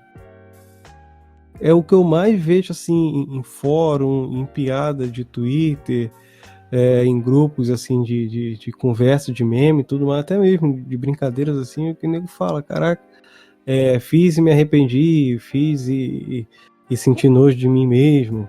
É o que eu mais vejo. Por quê? Procura uma satisfação imediata, e aí, a partir daquela satisfação imediata, ele atinge, a partir daquele desejo, ele atinge a satisfação imediata que ele conseguiu, e a partir do momento que ele atinge a satisfação, cai as escamas dos olhos, que essa escama era o próprio desejo, e ele vê a realidade da situação. Ou seja, ele vê a realidade da mulher que ele tá ali, do homem que tá ali, e ele sente nojo, porque ele não é uma situação agradável. É como, por exemplo, você tá com muita fome, você come ao ponto de você ficar empanzinado, e alguém vem e passa com sei lá, com uma costela ou com um hambúrguer cheio de queijo e bota na tua frente pra tu comer. Eu falo, porra, pelo amor de Deus, tira isso aqui da minha frente, senão eu vou vomitar. Porque o próprio cheiro já começa a te desagradar. Porque você já atingiu a satisfação, né? Que você já atingiu aquilo que você queria. Então, se você tiver mais daquilo ali, você vai acabar tendo repulsa, porque é natural do teu corpo, da tua mente rejeitar aquilo ali, porque já atingiu a satisfação, já tá bom. Né? Mas vai falar aí. Sim, sim. Eu tava pensando se eu continuava comentando sobre a pornografia ou se a gente deixa dando os episódios sobre o mandamento. Não, deixa pra gente quando for falar do mandamento da castidade. Tá. Então, falando no geral. Aí essa parte de Deus falar que ele que tirou da terra do Egito. Ele podia ter, como eu falei, ele podia ter falado, eu criei o mundo, é melhor você me escutar. Mas não, ele fala que Deus tirou o povo lá da terra do Egito, onde era servidão, onde era escravo. Beleza. Nesse sentido também, a gente consegue ver que Deus, ele tá mostrando que ele se importa com todo mundo. Os mandamentos não foram dados por uma autoridade jurídica, estatal, não foram dados por um rei, não foram dados por uma pessoa, sabe? Porque se fosse por uma pessoa, qualquer coisa, qualquer ideia moral que você tenha, vira apenas um gosto pessoal. E isso qualquer filósofo ateu concorda, que sem a existência de Deus, sei lá, matar é simplesmente uma crença. Eu acredito que é errado, eu acredito que não é, pronto. Um assassino mesmo, que é maluco, psicopata. Ele acredita que ele faz bem matando, sei lá, não sei o que o cara passa na cabeça dele, e ele se sente melhor depois que ele mata, entende? Ou seja, com a existência, Deus falando o que são os mandamentos dele, o que você tem que fazer, significa que todas as pessoas do mundo, elas são iguais. E Deus criou elas e você tem os mandamentos e tal para a sociedade de como você trata outra pessoa, e que você fazendo a coisa errada, você está fazendo algo ruim contra o seu irmão, porque ele também é filho de Deus. E você deixa de fazer também, às vezes, certas coisas por temor, porque você sabe que tem alguém te olhando, que é Deus. Aí essa é a parte mais importante. Os mandamentos foram dados por Deus. Não foram dados por Moisés ou qualquer outra pessoa, porque senão você podia discordar. Não, os mandamentos foram dados pelo próprio Deus, que é como eu cheguei a falar um pouco no episódio sobre a existência de Deus, que é a fonte da moral. Não tem como você ter nenhuma ideia sobre a moral sem a existência de Deus. E, como você falou também, um pouco sobre ter outros deuses e tal. E se você tem crença em vários deuses, o Deus real se revelou a Abraão. E, claro, o Deus real se mostrou que ele estava observando o povo de Abraão. E ele está ali de bastidor olhando e ajudando. Ou seja, ele está mostrando que ele é o único e que ele é a fonte da moral. Não tem como existir outros deuses, porque senão uma coisa que é errado para um Deus, para outro pode ser certo. Isso não existe. Só existe um Deus real, logo, o que ele disse que é e pronto. Porque ele também disse que esse é o nome dele. Eu sou. Tudo em mim é. E nada em mim não é, digamos. É bem complexa essa definição dele mesmo. E é por isso que existe tanto esse desejo da relativização das religiões, né?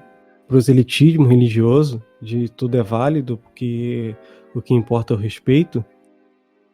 E a gente vê que o respeito humano condena uma penca de gente, né? Porque uma vez que eu rejeito que existe... primeiro, existe, como a gente já cansou de falar aqui nesse podcast, se só existe um Deus verdadeiro, e esse Deus verdadeiro se revelou de alguma certa forma na Terra, ou seja, só existe um ensinamento. E só existe uma religião verdadeira, porque essa religião tem que se derivar de uma única verdade, que essa verdade a gente acredita que é o próprio Deus. Ou seja, existe uma verdade no mundo, uma premissa, né, que existe uma verdade universal. Essa verdade universal é revelada através de um homem, que é o próprio Cristo, e que esse homem destrincha toda essa verdade através de ensinamentos. E ele não dá uma série de tradições, mas ele dá todo um norte, né, para que se faça uma tradição a partir desses ensinamentos que ele dá. Ou seja, a gente faz uma religião através do ensinamento da própria verdade encarnada. E é por isso que existe esse desespero tão forte no pessoal mais materialista, progressista e tudo mais, de relativizar a verdade, né? Ou seja... Pode falar. Se a verdade ela é relativa, então tudo eu posso fazer tudo. Tudo é permitido. Não existe uma coisa, igual você falou aí, ó. Não existe uma verdade única e que eu posso falar que isso sim e isso não. Se não existe uma verdade única, então eu não posso falar que isso sim e isso não, porque tudo depende de um ponto de vista, pô. E se tudo depende de um ponto de vista, tá tudo fadado à ruína. Por quê? Igual você falou, pro assassino, né, que ele é psicopata, ele é maluco, no ponto de vista dele, ele está certo falando, querendo assassinar alguém, porra. Porque isso faz bem a ele. E se você falar que é errado, você é um ultrapassado, você está sendo preconceituoso e tudo mais. Tanto é que se eu falar que se o homossexualismo é errado, eu sou um ultrapassado. Se eu falar que o cara que é macumbeiro, ou que é da Umbanda, ou que é protestante de uma certa seita maluca errado, eu tô sendo, como é que é? Preconceituoso, né? Ou seja, eu não posso... E aí eles querem botar essa peste de moralismo religioso, né? Ah, você tá sendo muito moralista. Bom, então a gente tem que ver aqui no que a gente tá discordando, pô. Se eu tô sendo... Por que eu tô sendo moralista no seu ponto de vista? Ah, porque você não está respeitando os outros ensinamentos, as outras religiões, as outras pessoas, né, as outras vivências, as outras culturas. Ah, mas desde quando a verdade respeita alguma coisa? Ou seja, a própria lógica da física, desde quando ela vai respeitar? Se você é uma vida humana que sua mãe se importa com você, logo um piano não pode cair na sua cabeça. Pô, se você estiver debaixo de um prédio onde um piano tá caindo, aquela lei física ali que já está premeditada no universo, que ela é verdadeira e é visível e é palpável, o piano vai cair na sua cabeça, independente de quem você seja, independente da religião, independente se sua mãe gosta de você ou não, porque a verdade é que o piano tá caindo e ele vai cair na sua cabeça se você não sair dali, pô. Independente de quem você seja. Isso encaixa perfeitamente com a moral, porque ele está falando que a moral é dada por Deus e certos comportamentos, a igreja, pelo norte em Deus, ela tenta filtrar se são bons ou maus. E a igreja diz, isso aqui é mal, se você fizer isso, você vai se ferrar. É a mesma coisa, como na lei da física. Se você não desviar, o piano vai cair na tua cabeça. Ó, se você não parar com esse comportamento aqui, você vai se ferrar bastante depois. Então, ainda que você não acredite, é um assunto para outro podcast, você pode até se ferrar no seu próprio corpo. Então, por exemplo, na questão do próprio homossexualismo, é indiscutível isso, que o homossexual ele vive pelo menos, no mínimo, uns 20 anos a menos que um hétero. Por quê? Por causa do tipo de relação que ele tem. Ele acaba tendo mais doenças e tal, acaba sendo mais suscetível a problemas de saúde por causa da forma que ele se dá prazer. Entende? E se você quer comentar mais alguma coisa, porque ia voltar pro que eu tava comentando. Não, a gente já chegou aqui há bastante tempo aqui de gravação. No meu relógio tá batendo 1h40, mas a gente fez uma conversa antes sem gravar. Mas aí a gente já deve estar aí pelo menos aí 1h20 de gravação. Então, vamos finalizando aí. Tá, você vai complementar então com... Só para fechar então, em forma geral de mandamentos. Aí, aqui é claro que a gente não tá falando que só religioso é bom. Não, é claro que existe pessoa que não acredita em Deus e que a pessoa é boa. Existe pessoa que acredita em Deus e a pessoa é má, é claro. Mas isso também tá no mandamento, que é não usar o nome, não carregar o nome de Deus em vão. Ou seja, não é você simplesmente reclamar, ah, caramba, nossa, meu Deus, meu pé tá doendo muito hoje. Não, você não vai pro inferno por causa disso, pô. É você realmente fazer coisas em nome de Deus. coisas mais, em nome de Deus. Ah, mas e se ele não souber? Se você acha que o padre ou o pastor que tá abusando de garotinho, você acha que ele não sabe que ele tá fazendo merda? Claro que ele sabe. Só que mesmo assim ele faz. Assim como a gente sabe quando a gente faz besteira e mesmo assim a gente faz. É isso que configura o pecado, né? Isso. É você E sem saber que contar é errado que e você fazer da mesma forma. um dos piores problemas hoje da modernidade é essa tendência de fazer as pessoas acreditarem nessa relativização.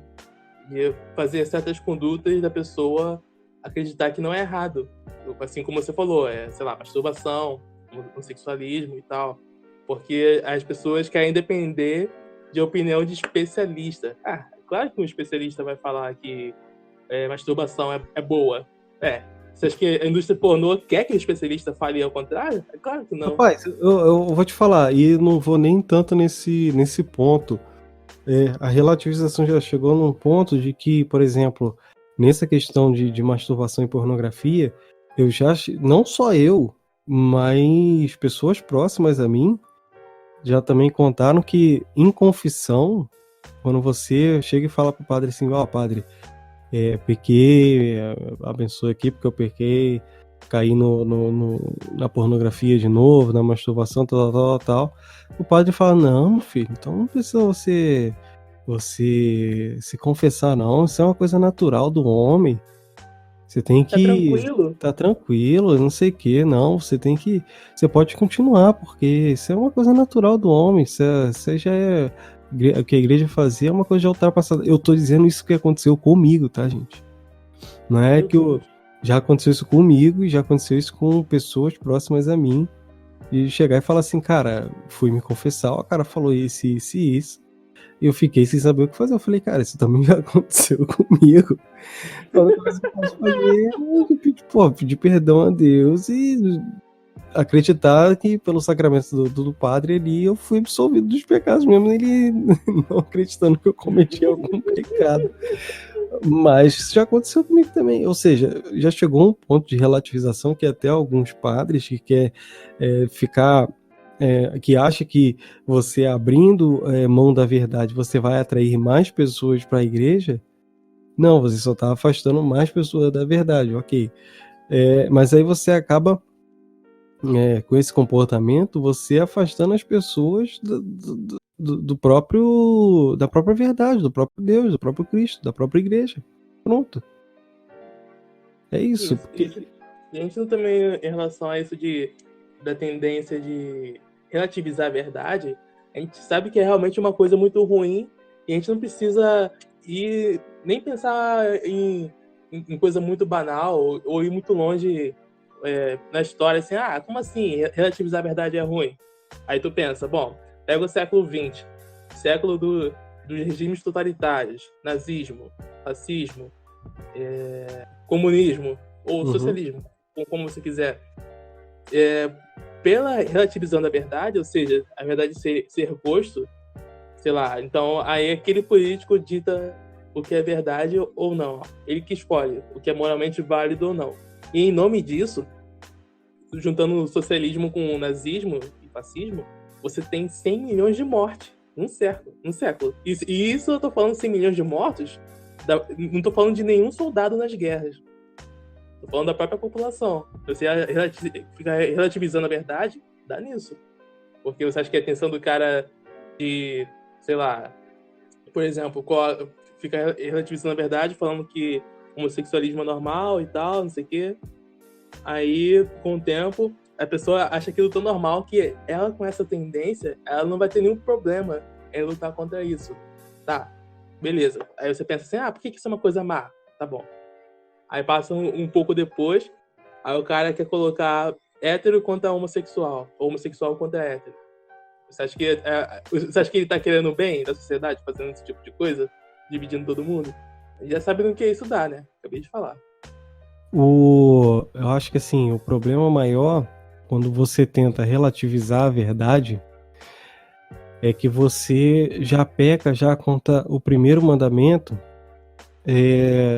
e aí tomando exemplo já daquilo que a gente falou sobre a apresentação de Deus com Moisés.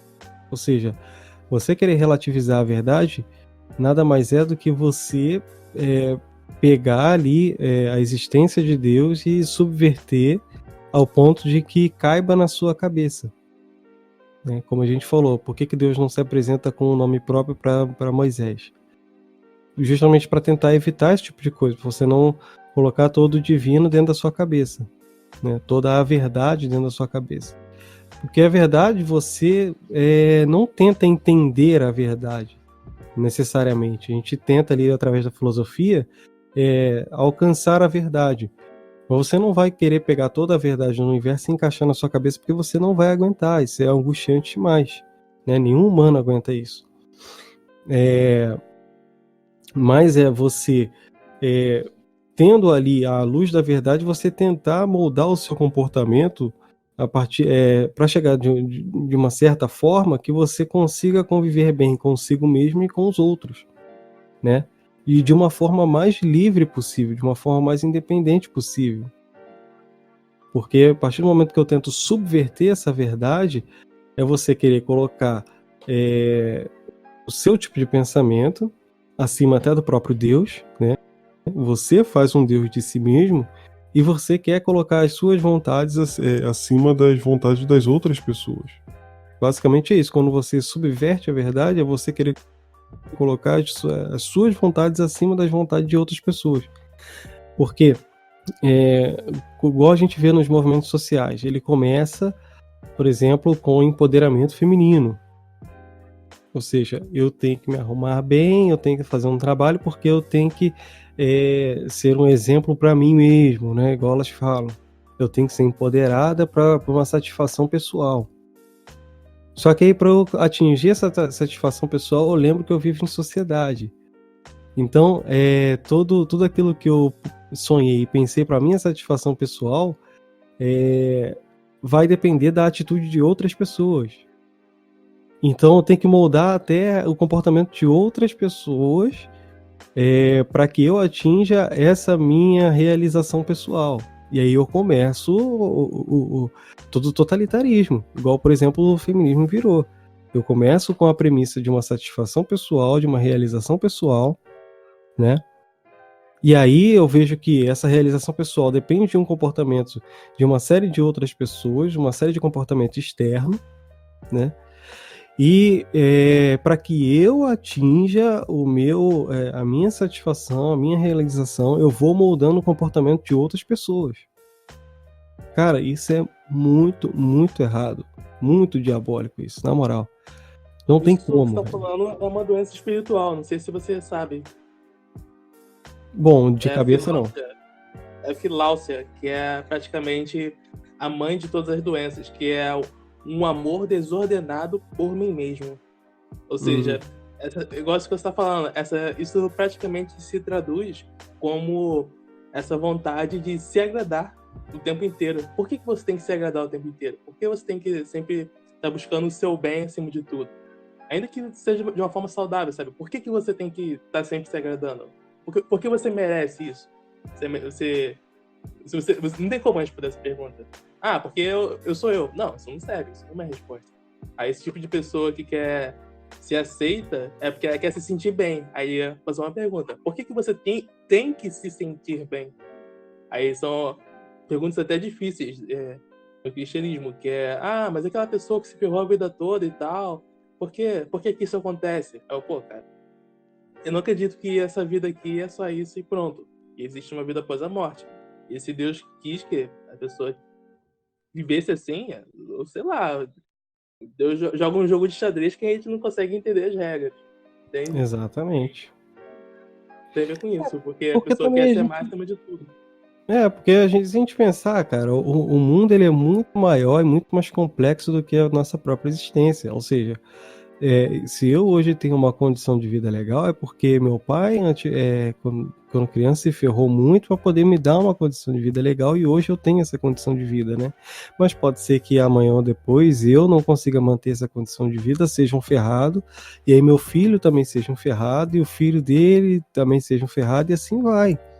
E aí quando você vê, de repente, o meu tataraneto tá numa linha de pobreza, abaixo do miserável. E aí a pessoa fica se perguntando, mas por que Deus deixou isso acontecer comigo? Mas, calma aí. Existiu uma série de atos que partiu de mim, né? Que eu não soube sustentar esse estilo de vida, esse tempo de vida e tal. E que depois foi acarretar como consequência lá na vida de um tataraneto, né? E assim sucessivamente. Ou seja, existem mais coisas no mundo do que eu posso controlar. Né? Não é a partir da minha geração e da minha existência que eu vou conseguir consertar tudo. Mas enfim, tu quer falar mais alguma coisa aí pra gente encerrar, não? Você ia falar mesmo que um pouco que a gente... Um pouco não. Praticamente, tudo que a gente tem hoje é reflexo do que foi moldado pelo passado. Aconteceu alguma coisa no passado que a pessoa fez outra coisa, que fez outra coisa, e pum, tá aqui hoje. Ou seja, essa sociedade livre que a gente tem, tudo demorou para ser desenvolvida. Ou seja, essa liberdade que você tem de falar merda do cristianismo, ela foi criada realmente pelo cristianismo. Deus te dá essa liberdade de você falar mal dele, né? Quem não tolera piadinha é o diabo, porque ele que é o orgulho em pessoa. Ele que quis ser como Deus, né? Então, é por isso que eu acho que também que ao meu encerramento, é por isso que eu acho que zoeiro também vai pro céu, cara. Que Deus gosta de pessoa que faz piada de tudo, inclusive de Jesus, porque... Isso me lembrou uma coisa aqui. Pra gente encerrar agora com chave de ouro, na enquete do Twitter, o que ficou em segundo lugar, que eu botei lá, eu botei uma série de coisas que eu perguntei o que o pessoal queria que a gente falasse nesse capítulo do podcast. E uma das questões que eu botei lá é sobre a fimose do povo hebreu. Aí... Então vai encerrar aqui. Eu lembro que quando eu fui fazer um resumo desse material para eu poder dar um encontro, que eu parei para ler essa parte na Bíblia, cara, como eu me caguei de dar risada. E aí eu mandei um áudio pro teu irmão rindo demais. Imagina só essa conversa, cara. Deus chega assim para Abraão, Abraão. Não, Deus assim, com os anjos dele lá, fala assim, esse cara tá sendo muito obediente, deixa eu pregar uma peça aqui com esse maluco aqui, deixa eu dar uma zoada nesse maluco aqui. Aí Deus chega para Abraão e fala assim, Abraão, sim, Senhor, eu quero estabelecer uma aliança contigo, meu filho. Muito obrigado, Senhor, mas o que eu devo fazer? Tu vai pegar e vai cortar a chapeleira do teu pau. Aí Deus olha pra Abraão e esse cara... Mas é isso mesmo, Senhor? Tu vai pegar e vai cortar ali a pele do teu pau e tal. É o sinal de que você é o povo escolhido.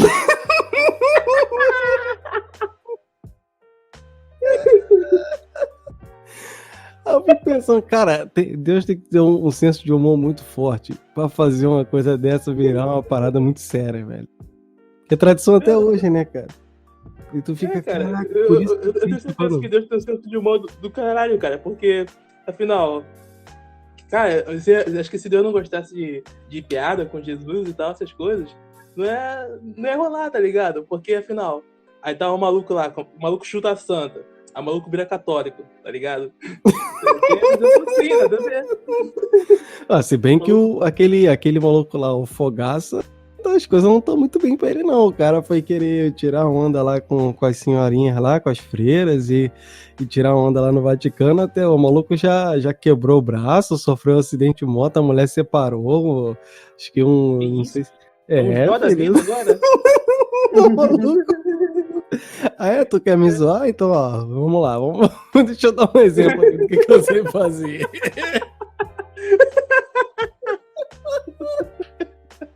Caralho, foda. Mas enfim, cara, é isso aí. Não sei se o estilo deu muito certo. A gente queria fazer um podcast um pouquinho mais sério, mas acho que ficou um pouquinho engessado ali no começo. Depois a gente acabou abrindo um pouco mais. Eu acho que quem vai pro inferno vai ser esse moralista chato que não deixa fazer piada de nada, tá ligado? Porque afinal, Deus é eterno. Aí Deus vai assim, vou criar os humanos, tô muito entediado. aqueles humanos. Aí a gente começa a fazer piada de leproso, piada de, sei lá, de cadeirante, caralho. Aí Deus, puta que pariu, foda-se.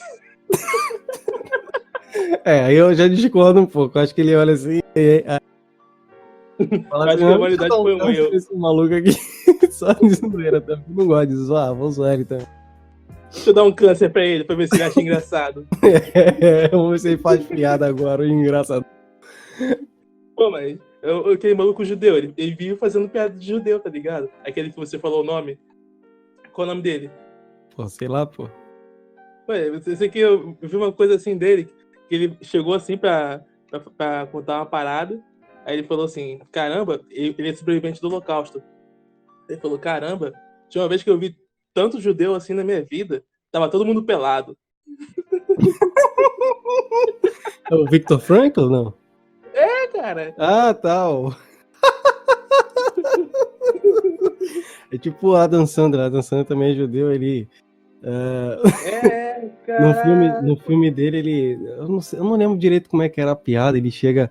A menina fala assim, eu vou fazer uma festa, eu tenho que botar seu nome aqui na lista de convidados. O judeu dentro da lista, isso não pega muito bem.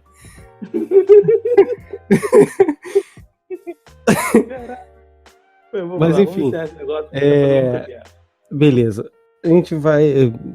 Foi só a introdução aí do que a gente quer falar sobre dos mandamentos.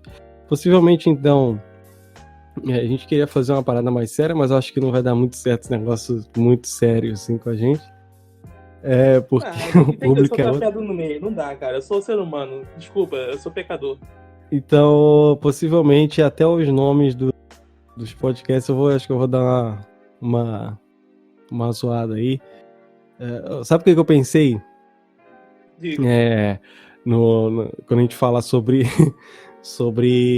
o mandamento, o nome do podcast sobre o mandamento da castidade como é que é? Amor gostosinho só depois de casadinho. Gostei, cara, gostei, ficou muito bom. E assim, eu fazer um nome meio doido assim. Ficou legal, cara, ficou legal. Mas aí eu vou pedindo aí a opinião do pessoal. Enfim, vamos encerrando mais um Falando em Língua podcast aqui, falando em línguas, eu sempre erro esse nome. Carioca é fogo, né, cara? Pelo menos dessa vez você errou no começo do podcast. No começo do podcast, exatamente. A gente está encerrando aqui mais um Falando em Línguas podcast. Lembrando que nosso podcast não está mais no SoundCloud, porque o SoundCloud eu já atingi minha meta e tem que pagar, e eu não estou podendo pagar porque eu tô fazendo obra, e se eu tirar mais um dinheirinho aqui da minha carteira, minha mulher vai me bater. Então, se você quer o SoundCloud, você quer o nosso podcast aí no SoundCloud, contribui aí com a gente, eu vou ver se eu abro um apoia-se lá. E também para ver se compra um microfone decente para esse moleque, porque esse moleque é mão de vaca, sei lá, é professor. Professor não ganha nada não, cara. Professor não ganha nada não. Tem que dar dinheiro pro Neymar, porra. Vai dar dinheiro pra tu, tá maluco? É claro, pô. Desde quando que eu vou fazer um gol daquele, cara? Ele tem que ganhar muito mesmo.